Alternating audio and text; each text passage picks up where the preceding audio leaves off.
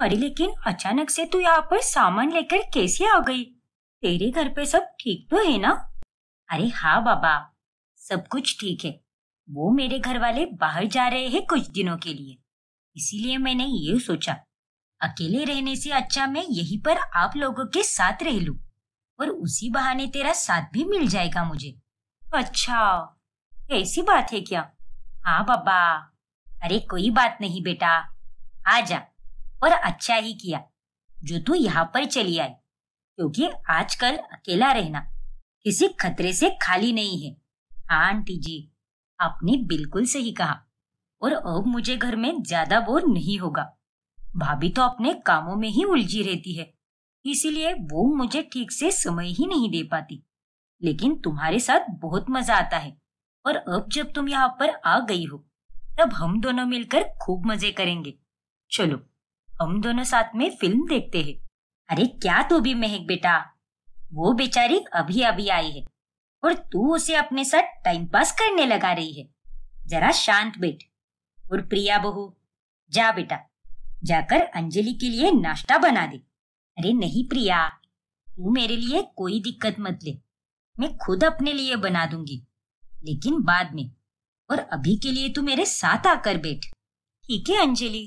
फिर अगली सुबह प्रिया के उठने से पहले ही अंजलि उठ जाती है और वो पूजा करते हुए आरती गाती है। अरे वाह अंजलि बेटा, क्या बात है, कितनी सुंदर आरती गाई तूने। हाँ अंजलि बेटा, तुम्हारी आवाज तो बहुत मधुर है।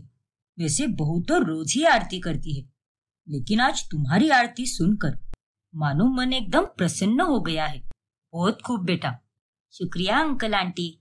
अरे अंजलि, आज से पहले तो मैंने कभी तुझे आरती गाते हुए देखा भी नहीं है, तो फिर आज अचानक से तूने कैसे गा लिया? बस यूं ही प्रिया, मन किया तो आरती कर दी। वैसे भी मैंने किया या फिर तूने किया, एक ही बात है ना। हाँ अंजलि, वो तो है, और अच्छा ही किया जो तूने आरती कर दी। अब अंजलि को प्रिया के ससुराल में उसके जैसे बनकर काम करना और सबका दिल जीतना अच्छा लगने लगता है।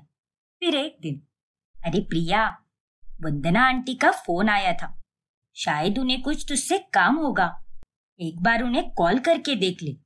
ऐसा है क्या? अरे लेकिन मुझे तो उनका कोई फोन ही नहीं आया। अरे शायद तेरा फोन नहीं लग रहा होगा, इसीलिए उन्होंने मुझे कॉल किया। अच्छा। फिर प्रिया अपनी माँ को कॉल करती है, लेकिन वो फोन ही नहीं उठाती। अरे अंजलि, मैंने माँ को 2 बार कॉल किया, लेकिन वो है कि फोन ही नहीं उठा रही। अब मैं क्या करूं? अरे लेकिन ऐसा तो कभी नहीं होता प्रिया, क्योंकि आंटी हर बार तेरा फोन उठा लेती है। हाँ ना यार, वही तो मैं भी सोच रही हूँ। तू एक काम कर, घर जाकर देख ले कि आखिर बात क्या है। ना जाने क्यों, लेकिन मेरा जी बड़ा घबरा रहा है। लेकिन अंजलि, अरे क्या लेकिन लगा के बैठी है तू, कितनी पागल लड़की है। जा और जाकर देख ले कि घर पे सब ठीक है कि नहीं। ठीक है अंजलि, मैं एक बार घर होकर आती हूँ, क्योंकि तुम्हारे कहने से मेरा जी भी बहुत घबरा रहा है। फिर अंजलि के कहने पर प्रिया अपने मायके चली जाती है। मैंने तो जानबूझकर प्रिया को उसके मायके भेज दिया, ताकि अब मैं धर्मेंद्र अंकल को हॉस्पिटल लेकर जाऊं। मुझे तो पहले से ही पता था कि आज उनके डॉक्टर के पास अपॉइंटमेंट है। फिर धर्मेंद्र हॉस्पिटल जाने के लिए प्रिया को आवाज लगाने लगता है। बहू, अरे प्रिया बहू, कहाँ रह गई तुम? हमें आज हॉस्पिटल जाना है। याद तो है ना तुम्हें कि आज मेरी अपॉइंटमेंट है? तभी वहां पर अंजलि आती है। अरे अंकल जी, वो प्रिया तो अपने मायके चली गई है, कुछ काम है क्या आपको? क्या, मायके चली गई? लेकिन क्यों बेटा? ऐसे ही गई है वो, कोई वजह नहीं बताई। बहू इतनी लापरवाह कैसे हो सकती है? अरे आज मेरी अपॉइंटमेंट है और वो बिना बताए अपने मायके चली गई। आखिर ये क्या बर्ताव है? अरे बाप रे, आज आपकी अपॉइंटमेंट है? ठीक है अंकल, आप फिक्र मत कीजिए, मैं आपके साथ चलती हूँ। अरे नहीं बेटा, तुम इतनी दिक्कत क्यों ले रही हो? ओफो अंकल, अब इसमें कैसी दिक्कत? आप तो मेरे पिता के समान हो, इसीलिए कह रही हूँ। कि हम दोनों साथ चलते हैं और आपकी फाइल दीजिए मुझे, तब तक मैं कैब बुक कर लेती हूँ। ठीक है बेटा, and thank you so much. तुम सच में बहुत अच्छी हो। Thank you uncle. फिर अंजलि धर्मेंद्र को हॉस्पिटल लेकर जाती है और शाम में जब प्रिया वापस ससुराल आती है तभी, अरे प्रिया बहू, तुम्हें मैंने पहले ही कहा था ना कि जब मैं अपनी सहेली के घर जाऊंगी तब तुम अपने पापा जी को लेकर हॉस्पिटल जाना। तो फिर तुम बिना बताए अपने मायके कैसे चली गई? आखिर तूने ऐसा क्यों किया? और वो तो अच्छा है कि घर में अंजलि थी, वरना आज धर्मेंद्र जी हॉस्पिटल ही नहीं जा पाते और फिर अगले अपॉइंटमेंट की राह देखनी पड़ती। अरे माँ जी, मैं वहां पर जानबूझकर नहीं गई थी। मुझे माँ का फोन आया था और जब मैंने उसे वापस फोन किया तब वो फोन ही नहीं उठा रही थी। इसलिए मुझे घबराहट होने लगी और मैं उससे मिलने चली गई। लेकिन वहां जाने के बाद पता चला कि घर पे सब कुछ ठीक है। लेकिन प्रिया, जब तुझे पता था तो तू रुक जाती ना। अंकल की अपॉइंटमेंट ज्यादा जरूरी थी ना। लेकिन अंजलि, तू ऐसे कैसे बोल सकती है? अब जाने दो, जो हुआ सो हुआ। लेकिन अगली बार से ध्यान रखना और अपनी जिम्मेदारियां ठीक से निभाना बहू। जी माँ जी, समझ गई मैं। फिर रात में वैसे तो हर रोज प्रिया सागर को कॉफी देती है, लेकिन उस दिन प्रिया से पहले अंजलि ही सागर को कॉफी दे देती है और वो उससे बातें करने लग जाती है। और बताओ सागर, कैसा रहा तुम्हारा आज का दिन? अच्छा था अंजलि, बस थोड़ा सा हेक्टिक था, पर नो प्रॉब्लम। तुम बताओ। मेरा तो आज का दिन एकदम बढ़िया था।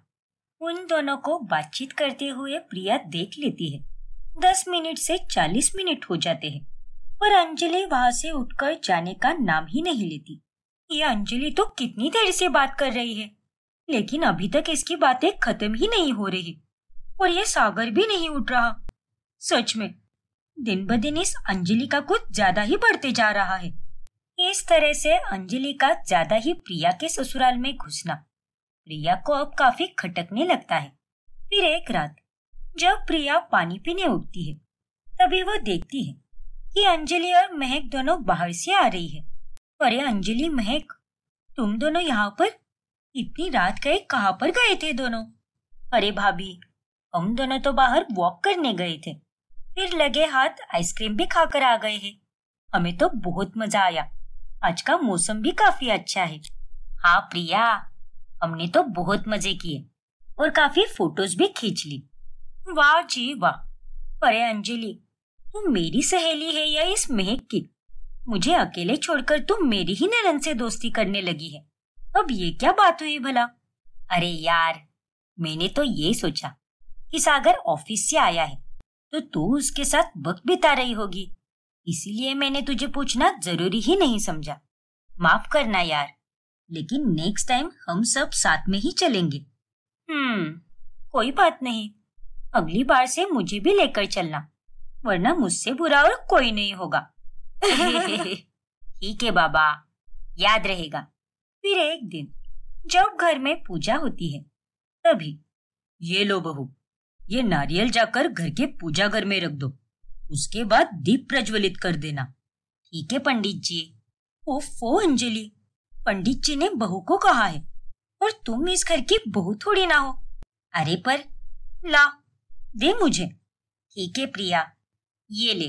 फिर प्रिया अंजलि के हाथ से वह नारियल लेकर पूजा घर में रख देती है और वहां पर दिया प्रज्वलित करती है। फिर बाद में, अरे प्रिया, शायद अंजलि का मूड थोड़ा सा ऑफ हो चुका था। तुमने उससे वो नारियल ले लिया ना, उसके कारण उसे बुरा लग गया होगा शायद। अरे बुरा लगा है तो लगने दो, अब मैं भी क्या करूं सागर? पंडित जी ने साफ साफ कहा था कि बहू नारियल रखेगी, लेकिन उसने उसके बावजूद भी वो नारियल ले लिया। अरे वो यहाँ पर रहते हुए ये कैसे बोल सकती है कि वो इस घर की बहू नहीं है, बल्कि मेरी सहेली है? अंजलि थोड़ी देर के लिए तो चुप रहती है, फिर बाद में वो वापस से ठीक हो जाती है। कुछ दिन बीतने के बाद अंजलि के घर वाले वापस आने पर वो अपने घर चली जाती है अरे प्रिया भाभी, ये पराठे इतने फीके फीके से क्यों लग रहे हैं? और इनमें वो स्वाद नहीं है जो अंजलि के पराठों में होते थे। देखो महक, इतना भी ज्यादा नमक सेहत के लिए अच्छा नहीं होता। और अंजलि पराठों में हद से ज्यादा नमक डालती थी, और तुम नमक की सबसे बड़ी शौकीन हो। माँ जी, अब आप ही समझाइए इसे। हाँ महक बेटा, बहू बिल्कुल सही कह रही है। हर एक खाने के पदार्थ में नमक मत डाला कर। तुझे अभी तो बहुत मजा आएगा, लेकिन बाद में तेरी तबीयत पर इसका बुरा असर पड़ सकता है। ठीक है माँ, लेकिन कुछ भी बोलो, जब अंजलि इस घर में होती थी तब घर में अलग ही रौनक होती थी। ये महक तो एक नंबर की पागल है। अंजलि तो अपने घर चली गई है, लेकिन इसकी जुबान पर हर वक्त बस उसी का नाम होता है। उसका नाम सुन सुन के तो मैं पक गई हूँ। प्रिया के ससुराल से जाने के बाद भी अंजलि अपनी हरकतों से बाज नहीं आती। फिर एक रात जब प्रिया सागर का फोन चेक कर रही होती है, तभी अरे ये क्या है सागर, अंजलि के इतने कॉल्स, वो भला तुम्हें इतना कॉल क्यों करती है? अरे यार प्रिया, अब मैं भी क्या करूं, मैं भी उससे बहुत परेशान हो चुका हूँ। वो कुछ ज्यादा ही क्लोज हो रही है मेरे। मैं मीटिंग में रहूं या किसी और काम में, लेकिन वो तो मुझे कॉल कर करके मेरा दिमाग खाती रहती है। हे भगवान, किसी की जिंदगी में घुसकर दखल अंदाजी करने की भी हद होती है। कितनी बेवकूफ लड़की है ये। देखो प्रिया, वो तुम्हारी पक्की और इकलौती सहेली है, इसीलिए मैं उसे इज्जत देता हूँ और उसके ये सारे नखरे भी सहन करता हूँ। लेकिन अगर उसकी जगह पर कोई और होता तो मैं बिल्कुल बर्दाश्त नहीं करता। देखो सागर, तुम्हें अब से उसका फोन कॉल उठाने की कोई जरूरत नहीं है।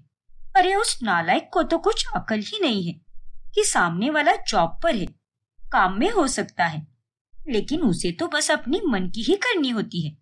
ठीक है प्रिया, जैसा तुम कहो, लेकिन एक बात है, इतने लोग देखे हैं मैंने जिंदगी में, लेकिन अंजलि अलग ही है। तुम्हारी शादी होने के बाद भी वो तुम्हारे ससुराल में आकर ऐसे जताती है जैसे मानो ये उसी का ससुराल है। हाँ सागर, तुमने बिल्कुल सही कहा, और उसके नाटक तो और ज्यादा ही बढ़ने लगे हैं। लेकिन अब बस, बहुत हुआ। मैं उसे यहाँ आने से सीधे मना कर दूंगी। फिर ऐसे ही एक रोज जब घर पर सविता का भाई और भाभी आते हैं, तभी प्रिया बाहर गई होती है और उसी दौरान अंजलि वहां पर आती है। अरे सविता आंटी, आप यहाँ पर रसोई में काम क्यों कर रही हो? क्या हुआ है? और ये मेहमान कौन है? अरे अंजलि, ये मेरे भाई और भाभी है। बहू तो घर पर है ही नहीं ना, इसीलिए सारा नाश्ता मुझे ही बनाना पड़ रहा है। अरे रे रे रे, ये प्रिया भी ना, सच में जब भी उसकी जरूरत होती है तभी वो घर पर नहीं रहती। वही तो। लेकिन कोई बात नहीं आंटी, आप हॉल में जाकर उनसे बातचीत कीजिए, तब तक मैं नाश्ता तैयार कर देती हूँ। आप जाइए। ठीक है अंजलि बेटा, और धन्यवाद। फिर अंजलि जल्दी से नाश्ता बना देती है और सही समय पर मेहमानों की अच्छे से खातिरदारी भी करती है, और वो लोग भी वहां से खुशी खुशी चले जाते हैं। फिर प्रिया के घर आने के बाद उसे ये सारी बातें पता चलती है। क्या मामा जी और मामी जी आए थे? तो फिर वो दोनों रुके क्यों नहीं? अरे 2 घंटे बाद उनकी ट्रेन है ना, इसीलिए वो चले गए। यहाँ से स्टेशन तक पहुंचने में उन्हें 1 घंटा लगेगा। लेकिन बहू, तू बिन बताए कहाँ पर चली गई थी? आज अगर यहाँ पर अंजलि नहीं होती तो ना जाने में सब कुछ कैसे संभाल पाती। भैया और भाभी को तो बहुत भूख लगी थी, फिर अंजलि ने ही फटाफट नाश्ता बना दिया। अरे बाप रे, माफ कीजिए माँ जी, मैं वो पड़ोस वाली शीना के साथ शादी की खरीदारी करने गई थी। उसे मेरी चॉइस बहुत पसंद है ना, इसीलिए वो अपने साथ मुझे भी लेकर चली गई, और मेरा फोन तो बैग में था ना, इसीलिए मेरा ध्यान ही नहीं गया। अब ये क्या भला बात हुई प्रिया? अपनी घर गृहस्थी पर ध्यान दे, ना कि बाहर की कामों में। वो तो अच्छा है कि मैं तेरी सहेली हूँ। क्यों सविता आंटी? हाँ बेटा, तूने बिल्कुल सही कहा। अंजलि के इस बर्ताव के कारण प्रिया को बहुत गुस्सा आता है। इस अंजलि का तो कुछ करना ही पड़ेगा। धीरे धीरे ये भूलती जा रही है कि ये कौन है, इसीलिए इसे इसकी जगह दिखानी ही पड़ेगी। सहेली है तो सहेली ही बनाकर रखूंगी। मैं ही बेवकूफ थी जो एक सहेली को घर का सदस्य बना बैठी। लेकिन आज मेरी उन्हीं गलतियों के कारण ये सब हो रहा है। पर अब और नहीं, क्योंकि अब पानी सर के ऊपर जा चुका है। अब आगे क्या होगा जानने के लिए हमारा अगला भाग देखना ना भूलें। और अगर आपने हमारा चैनल सब्सक्राइब नहीं किया है तो अभी सब्सक्राइब कीजिए और बेल आइकन दबाना ना भूलें। अभिराज जल्दी से पिया के चेहरे पर पानी छिड़कता है, जिसके बाद उसे होश आ जाता है। पिया, अभी तुम ठीक हो ना? ये लो, पानी पियो, तुम्हें बेहतर महसूस होगा। फिर पिया पानी पीती है। हाँ, मैं अभी ठीक हूँ और अब मुझे बेहतर महसूस हो रहा है। माफ कीजिए अंकल आंटी, मैं आपके घर आते ही बेहोश हो गई। कोई बात नहीं पिया बेटा, मौसम भी तो कितना खराब चल रहा है, इसीलिए तुम्हें कमजोरी आ गई होगी। हाँ बेटी, अपनी तबीयत का ध्यान रखा करो। जी अंकल। वैसे तुम्हारे परिवार में कौन कौन रहता है? अंकल, मैं जब 7वीं कक्षा में पढ़ रही थी तभी मेरे माँ और पापा दोनों इस दुनिया को छोड़कर चले गए और फिर मैं अपने बुआ जी और फूफा जी के पास रही। लेकिन उन्होंने भी मुझे हमेशा एक नौकरानी की तरह ही रखा और जब मेरी जॉब चली गई तब वो लोग मेरे साथ बहुत ही खराब व्यवहार कर रहे थे। इसीलिए उन सब से तंग आकर मैंने वो घर छोड़ दिया। और फिर उसके बाद क्या हुआ बेटी? और फिर मैं भाग भाग कर यहाँ चली आई और मुझे अभी ने पुलकित बाई के घर पर रहने दिया और जॉब भी दे दी और उसके बाद हम दोनों को एक दूसरे से प्यार हो गया। पिया बेटी, तुम्हारे साथ जो भी हुआ है बहुत बुरा हुआ, लेकिन तुम अब फिक्र मत करो, क्योंकि तुम्हारा ये नया परिवार हमेशा तुम्हारे साथ है। अभी भी तुमसे बहुत प्यार करता है और मैं उसकी खुशी की बहुत इज्जत करता हूँ और इसीलिए मैं इस रिश्ते के लिए तैयार हूँ। हाँ पिया बेटी, वैसे बातचीत करने में भी तुम बहुत अच्छी हो और तुम्हारी शक्ल देखकर ही समझ आता है कि तुम एक बहुत ही गुणी बहू बनोगी। शुक्रिया आंटी। फिर मुहूर्त निकलवाकर उन दोनों की शादी हो जाती है और पिया अपने ससुराल आती है। फिर एक रोज पिया चाय और नाश्ता लेकर अपने सास ससुर के कमरे में जाती है। तभी वहां पर केवल गगन ही होता है और गगन को देखते ही अचानक से पिया के हाथ कांपने लगते हैं और उसके सिर में वापस दर्द होने लगता है। अरे पिया बेटी, आओ ना, अच्छा हुआ जो चाय लेकर आई। कब से मैं चाय का इंतजार कर रहा था। लेकिन तभी पिया को कुछ याद आने लगता है और उसे वही पुराने आदमी का धुंधला सा चेहरा और बहुत सारा खून दिखाई देता है। पिया के हाथ कांपने लगते हैं, जिस वजह से चाय और नाश्ते का ट्रे पलट जाता है और सारी चाय गगन के हाथ पर गिर जाती है, जिससे उसका हाथ जल जाता है। अरे मेरे हाथ! क्या करती हो पिया? ध्यान कहाँ पर है तुम्हारा? तभी वहां पर मृदुला आती है। हे भगवान, क्या हुआ गगन? तुम ठीक तो हो ना? मुझे माफ कीजिए पापा जी, वो मेरे हाथ से गलती से ट्रे पलट गया। मैं अभी दवाई लाती हूँ। कोई बात नहीं पिया, मेरे पास फर्स्ट एड बॉक्स है, तुम फिक्र मत करो। मृदुला, जल्दी करो, मेरे हाथ बहुत जल रहे हैं। फिर मृदुला फटाफट से गगन के हाथ पर दवाई लगा देती है, जिससे उसे राहत मिलती है। तुम्हारा ध्यान कहाँ पे था पिया? और तुम्हारे हाथ में इतनी भी जान नहीं है क्या? एक मामूली ट्रे भी नहीं पकड़ पाई तुम। कभी बेहोश हो जाती हो तो कभी हाथ से ट्रे गिरा देती हो। बड़ी अजीब लड़की हो तुम। अब जाने दो ना, हो जाता है कभी कभार। माफ कीजिए पापा जी, आइंदा से ऐसी गलती नहीं होगी। फिर पिया अपने कमरे में चली जाती है और वो उसी सोच में डूबी रहती है। बार बार मुझे वही आदमी क्यों दिखाई देता है? उसका चेहरा भी सही तरह से दिखाई नहीं देता और वो खून क्यों दिखाई देता है मुझे? और बार बार मेरा सर क्यों दर्द होता है? आखिर मेरे साथ ये सब क्या हो रहा है? पिया, हे भगवान, कहीं इसने सब कुछ सुन तो नहीं लिया ना? खामखा ये भी परेशान हो जाएगा। मैं भी ना सच में पागल हूँ। क्या हुआ मोहतरमा? कौन सी गहरी सोच में डूबी हुई हो? कोई चिंता वाली बात है क्या? शुक्र है भगवान का कि इसने कुछ भी नहीं सुना। अरे नहीं अभी, ऐसा कुछ भी नहीं है। वो बस शादी की थकान है, बाकी कोई बात नहीं है। पक्का ना? हाँ बाबा, अगर कोई चिंता वाली बात होती तो मैं सबसे पहले तुम्हें ही आकर कहूंगी ना। हाँ, वो बात भी है। फिर एक दिन जब स्टाफ छुट्टी पर होते हैं, तभी पिया हर कमरे की सफाई कर रही होती है और ऐसे ही उसे सफाई करते समय गगन के कमरे में उसकी 21-22 साल पुरानी तस्वीर मिलती है और वो तस्वीर देखकर पिया के पसीने छूटने लगते हैं और उसकी सांसें तेज हो जाती है। ये तस्वीर देखकर मुझे क्या हो रहा है? तभी वहां पर मृदुला आती है। अरे पिया, क्या हुआ तुम्हें? तुम्हें इतना पसीना क्यों छूट रहा है, जबकि एसी भी ऑन है? तुम ठीक तो हो ना? हाँ आंटी, मैं बिल्कुल ठीक हूँ। वो एसी मैंने अभी अभी चालू किया है और बहुत देर से सफाई कर रही थी ना, इसीलिए पसीने छूट रहे हैं। अच्छा, ठीक है बेटी। वैसे अगर तुम्हें मदद की जरूरत हो तो मुझे बता देना, हिचकिचाना मत, क्योंकि मैं ये बिल्कुल भी नहीं चाहती कि घर के सारे काम का बोझ तुम पर आए। नहीं माँ जी, अभी तक तो मुझे कोई मदद नहीं चाहिए। अगर लगेगी तो मैं आपको जरूर बताऊंगी। ठीक है बेटी।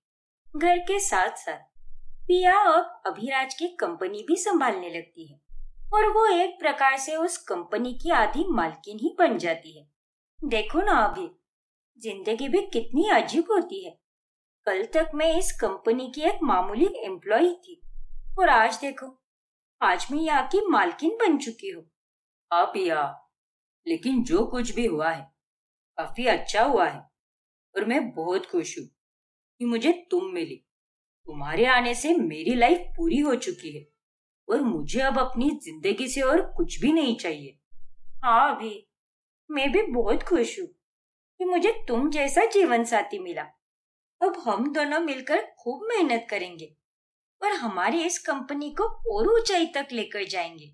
हाँ पिया, वैसे तुम तो मेरे जीवन की लक्ष्मी हो और तुम्हारे साथ से मेरे जीवन में सब कुछ एकदम अच्छा ही होगा। देखना तुम्हारे विचार बहुत अच्छे हैं अभी। आजकल के जमाने में तुम जैसे लड़के बहुत कम मिलते हैं और शुक्रिया अभी, तुमने आज तक मेरे लिए बहुत कुछ किया है।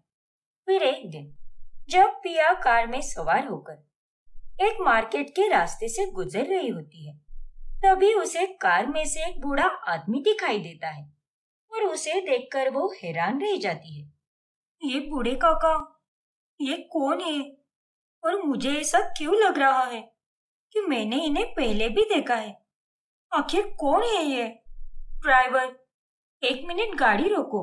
पिया गाड़ी रुकवा कर गाड़ी से बाहर आती है और वह उसी बूढ़े आदमी का पीछा करने लगती है।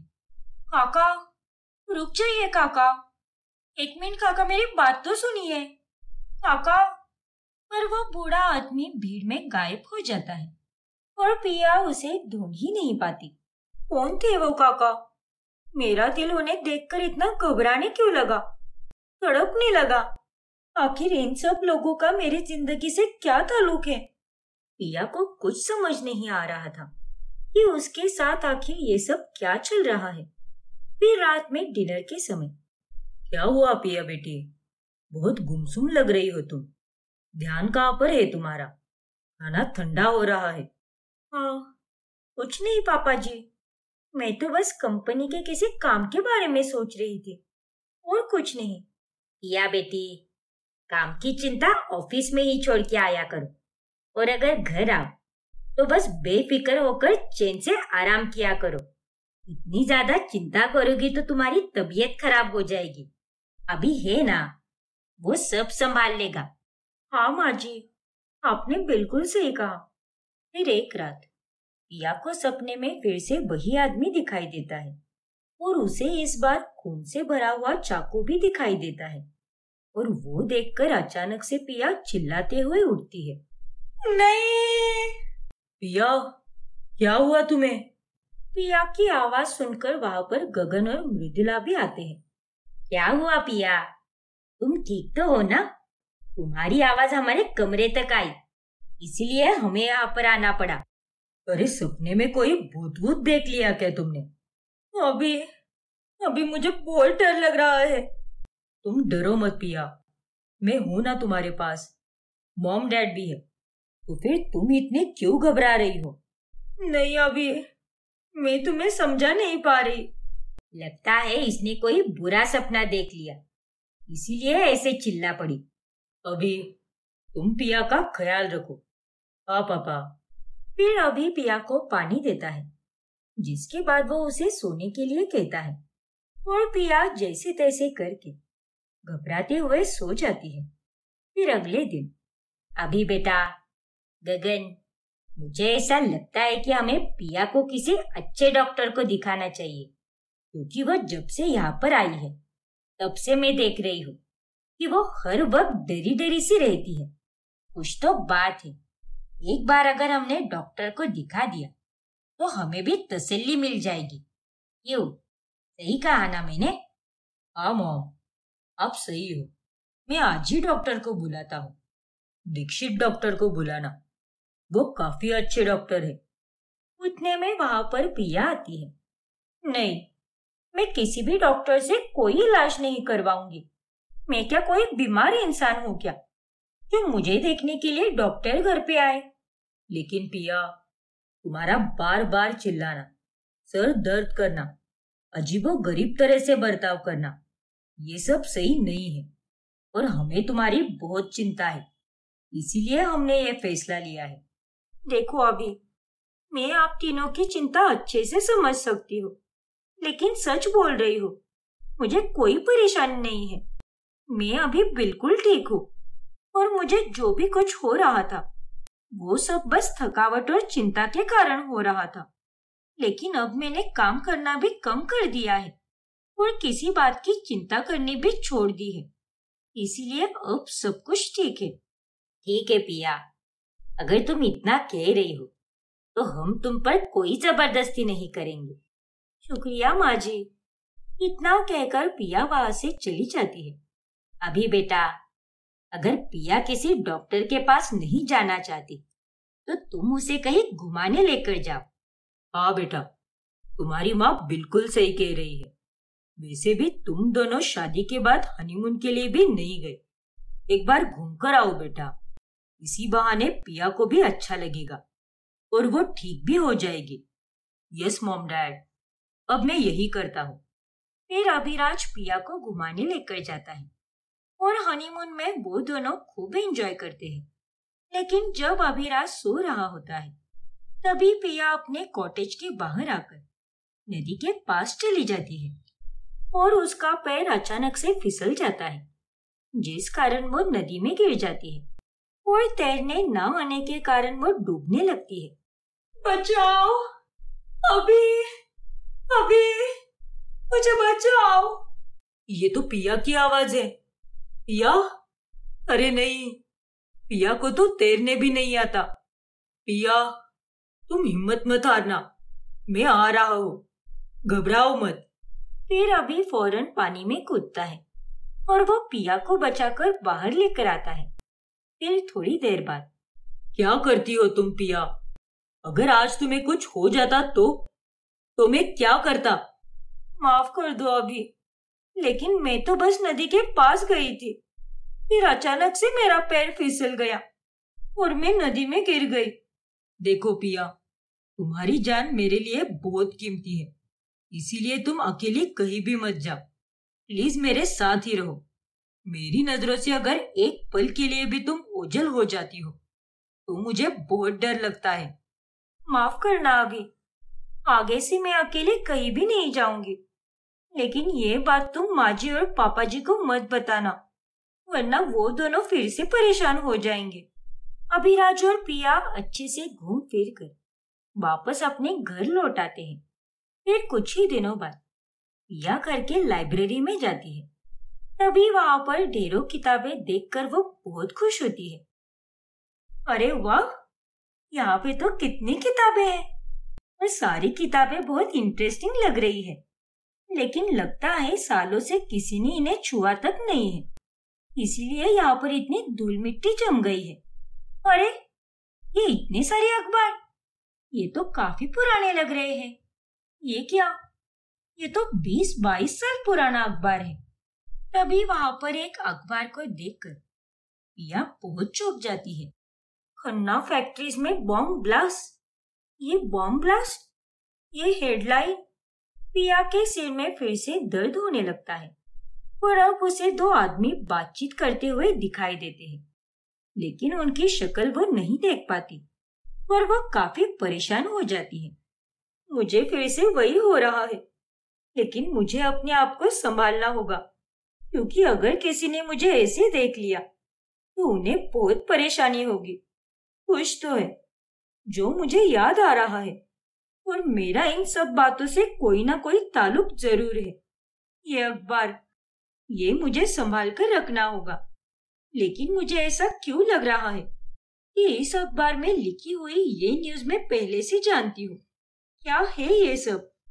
आगे की कहानी देखने के लिए हमारा अगला भाग देखना ना भूलें। और अगर आपने हमारा चैनल सब्सक्राइब नहीं किया है तो अभी सब्सक्राइब कीजिए और बेल आइकन दबाना ना भूलें। सानिका अपनी सास चैताली और पति नीरव के साथ रहती है। उसके ससुराल में सब कुछ बहुत अच्छा होता है, लेकिन फिर भी हमेशा उसे अपने मायके के पुराने दिनों की यादें सताती है। एक दिन की बात है। ओफो, ये सर दर्द तो रुकने का नाम ही नहीं ले रहा। अरे सानिका बहू, अगर तुम्हें इतना ही सर दर्द हो रहा है तो जाओ, जाकर आराम कर लो ना थोड़ा। काम तो होता ही रहेगा, लेकिन तुम्हारी तबीयत ठीक रहना ज्यादा जरूरी है। जाओ बेटा, आराम करो। नहीं नहीं, अगर मैंने माँ जी को हाँ बोल दिया तो मेरी इमेज बिगड़ जाएगी ससुराल में। मुझे सारे काम करके अपना नाम बनाए रखना है, उसे मिट्टी में नहीं मिलाना है। अरे बहू, क्या सोच रही है? सुन रही है ना मेरी बात? माँ जी, कोई बात नहीं, मैं बिल्कुल ठीक हूँ। हल्का सा सर दर्द है, ठीक हो जाएगा, आप बेफिक्र रहिए। पक्का ना बहू? हाँ माँ जी, पक्का। फिर चैताली वहां से चली जाती है। अगर यहाँ पर मेरी माँ होती तो वो मुझे हक से कहती कि जा, बेडरूम में जाकर सो जा, वरना मुझसे बुरा कोई नहीं होगा। सिर्फ कहने के लिए कहने में और हक से कहने में बहुत फर्क होता है। मेरा तो मायका ही सही था, ये मैं कहाँ फंस गई शादी करके। उतने में सानिका को नीरव का कॉल आता है और वह ऑफिस में होने के बावजूद भी उसका हालचाल पूछता है। अरे सानिका, माँ बता रही थी कि तुम्हारा सर काफी दर्द कर रहा है। अभी कैसी हो तुम? ठीक तो हो ना? तुम कहो तो मैं हाफ डे लेकर आ जाऊं क्या घर पे? अरे नहीं नीरव, इतनी चिंता करने वाली कोई बात नहीं है, बस नॉर्मल सा हेडेक है और वो तो कम हो ही जाएगा। Don't worry. ठीक है सानिका, अगर कुछ रहा तो मुझे फोन करके बता देना, ठीक है? हाँ नीरव, बाय। फिर एक दिन सानिका की पड़ोसन जानवी उसके पास आती है और बातों ही बातों में वो उससे कहती है, यार सानिका, सच में तू तो बहुत ही लकी है यार। तेरे ससुराल वाले बहुत अच्छे हैं। तेरी सास तुझसे कितने प्यार से बात करती है और एक मेरी सास है जिसका मुंह किसी गटर से कम नहीं है। दिन रात बस गंदगी ही बकती रहती है और मुझे ताने भी देती है। अरे क्या अच्छे ससुराल वाले हैं। अच्छा ससुराल तो वो होता है जहाँ मायके की कमी ही महसूस ना हो। यहाँ पर एक बहू होने के नाते मेरे कंधों पर 100 जिम्मेदारियां हैं। कभी मन ना किया या कभी कोई पर्सनल टेंशन हो, तो उसके बाद भी मुझे हर हाल में काम करना ही पड़ता है। मायके में अगर ऐसा कुछ हो जाए तो मैं आराम से बेड पर लेट सकती हूँ और घर में कोई कुछ बोलेगा भी नहीं, लेकिन यहाँ पर वैसा फ्रीडम और वैसा अपनापन मुझे नहीं लगता यार। फिर एक दिन जब सानिका अपने भैया का स्टेटस देखती है, तभी वाओ, मेरे सारे मायके वाले घूमने गए हैं, सब कितना एंजॉय कर रहे हैं। वाकई में मेरे मायके के दिन ही बेस्ट थे। मेरा तो यहाँ पर मन ही नहीं लगता। उस समय चैताली उसके सामने ही बैठी होती है। सानिका बहू, तू जब देखो तब ऐसी रोनी सी सूरत लेकर अपने मायके की ये गुनगान क्यों गाती रहती है? और तू तो ऐसा बर्ताव करती है जैसे कि हम लोग तुझ पर जुल्म कर रहे हैं या फिर हमने तुझ पर पूरे घर की जिम्मेदारियां डाली है। जाने दीजिए माँ जी, अब क्या कहूँ मैं, आप मेरे जज्बात नहीं समझ पाओगी। मैं सब समझती हूँ बहू, और मैं मानती हूँ कि तेरी अभी नई नई शादी हुई है, इसीलिए ये सब होना जायज है। लेकिन जीवन में बदलाव को स्वीकार करना सीखना चाहिए, क्योंकि अगर जीवन के सारे पड़ाव एक जैसे ही रहेंगे तो वो जीवन कैसा जीवन। फिर रात होने पर नीरव ऑफिस से घर लौटता है। सानिका, मैंने डिसाइड कर लिया है कि हम दोनों एक हफ्ते के लिए बाली जाएंगे, हनीमून के लिए। तुम्हारा भी मूड ठीक हो जाएगा और साथ ही हम दोनों भी अकेले में क्वालिटी टाइम स्पेंड कर पाएंगे। नहीं नीरव, मैं नहीं जाना चाहती कहीं भी। अगर मुझे इस समय कहीं जाना है तो वो मेरा मायका है। इतना कहकर सानिका सो जाती है और नीरव उसे कुछ बोल भी नहीं पाता। ऐसे ही अगले दिन सानिका अपनी सहेली से फोन पर बात करती है। हाँ यार, मैं तो सच में बोर हो चुकी हूँ यहाँ पर।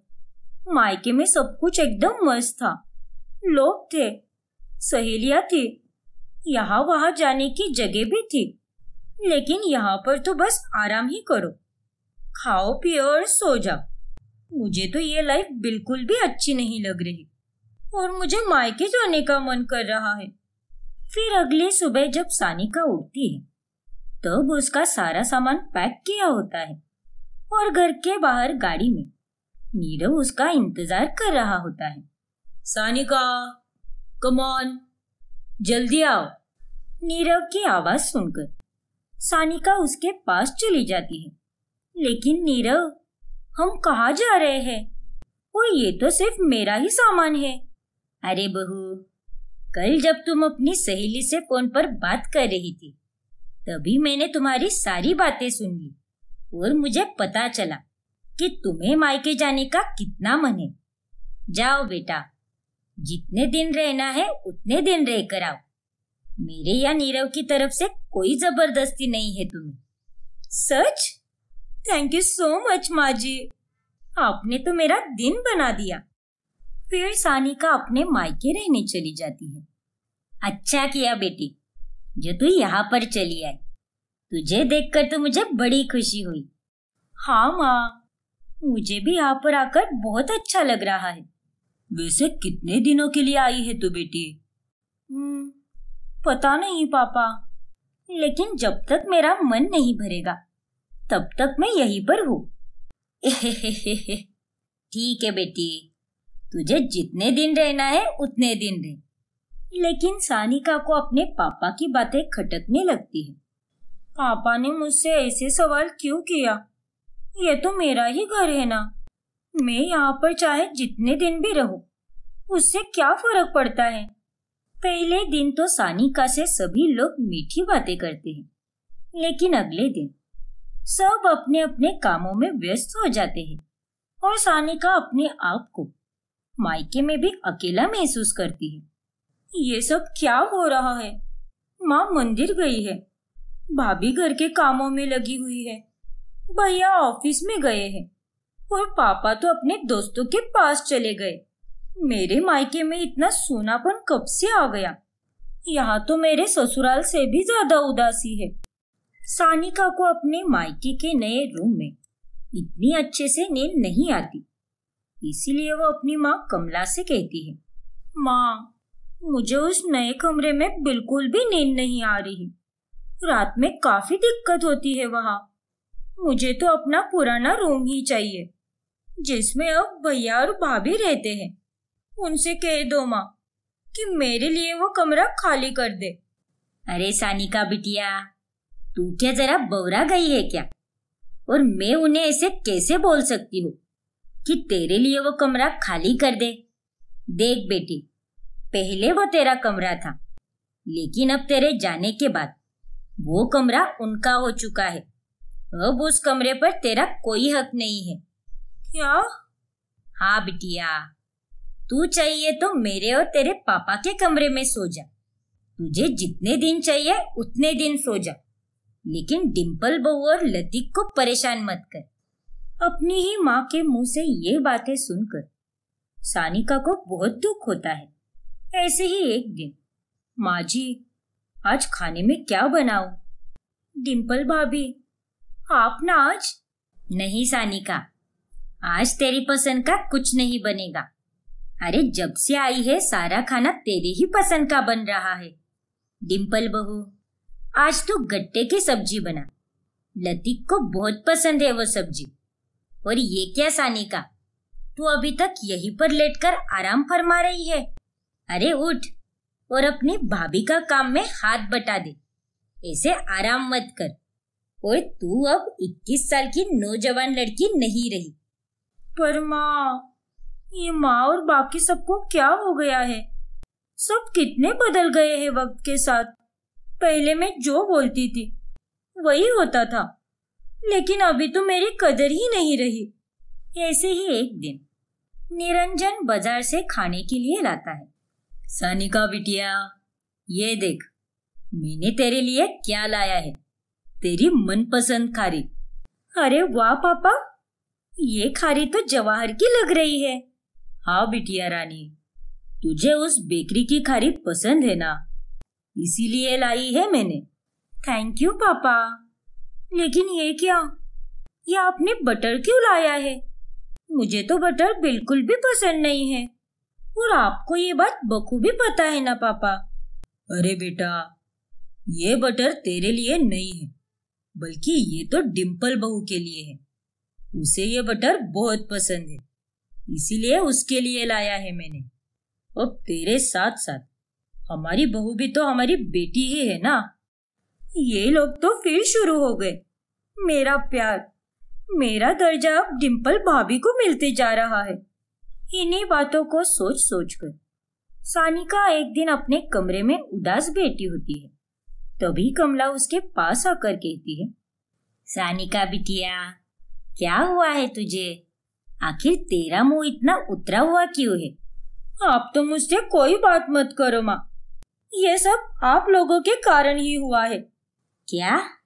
लेकिन हमने तेरे साथ ऐसा क्या किया है बेटी?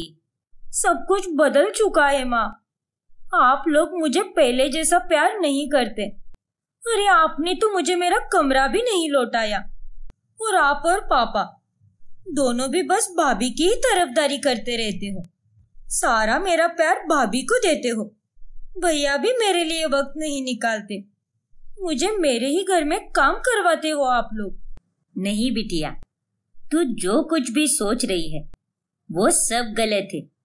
देख बेटी, अगर तेरे ससुराल में तेरी ननद आ जाए और वो तुझे अपना कमरा खाली करने के लिए बोले तो तुझे कैसा लगेगा? बता मुझे।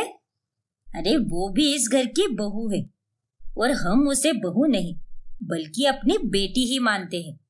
और हम अपनी बेटी के साथ ऐसा बर्ताव नहीं करते हैं। अगर तेरे ससुराल वाले तेरे साथ ऐसा बर्ताव करे तो तुझे कैसा लगेगा? ये बातें सुनकर सानिका सोच में पड़ जाती है।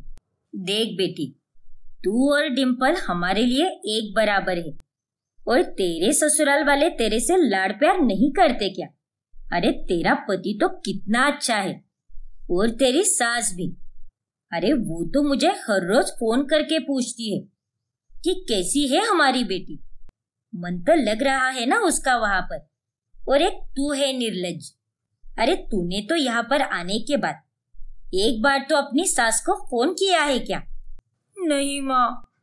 अरे उन लोगों ने तो तुझे अपना बना ही लिया है, लेकिन तेरी जान तो अभी तक अपने मायके में ही अटकी हुई है।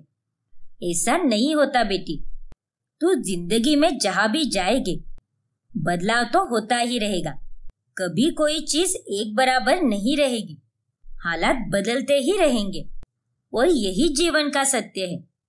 अब जब हमारे पोता पोती होंगे तो हम उनसे ज्यादा प्यार करेंगे। समय के साथ साथ प्यार कम नहीं होता बेटी, वो तो बस बढ़ता जाता है और प्यार बांटने से ही बढ़ता है। कमला की बातें सुनकर सानिका की अकल अब ठिकाने पर आ जाती है। माँ, आपने जो भी कहा है बिल्कुल सही कहा है, and thank you so much माँ, मेरी आंखें खोलने के लिए। और अब मुझे अपने ससुराल जाना है। नहीं नहीं, ससुराल नहीं, बल्कि अपने घर जाना है। ये हुई ना बात मेरी बेटी। सानिका भावुक होकर अपने ससुराल चली जाती है और घर जाते ही अपनी सास चैताली के गले लगती है। अरे क्या हुआ बहू, मायके में सब ठीक तो है ना? हाँ माँ जी, सब ठीक है। फिर सानिका चैताली और नीरव को सारी बातें बताती है कि कैसे उसे अपनी ससुराल की अहमियत का एहसास हुआ है। माँ जी, मुझे माफ कीजिए, मुझे मेरी गलती पता चल गई है। मैं तो बस अपने भूतकाल में ही जीती रही और जो मेरा आज है उसे तो मैंने देखा ही नहीं। मेरा आज भी कुछ कम सुंदर नहीं है। माफ कर दीजिए मुझे, मैंने आप दोनों के प्यार को समझा ही नहीं और ना ही कभी उसकी इज्जत की। फिर चैताली और नीरव दोनों सानिका को माफ कर देते हैं, जिसके बाद सानिका अपने ससुराल में खुशी से रहने लगती है।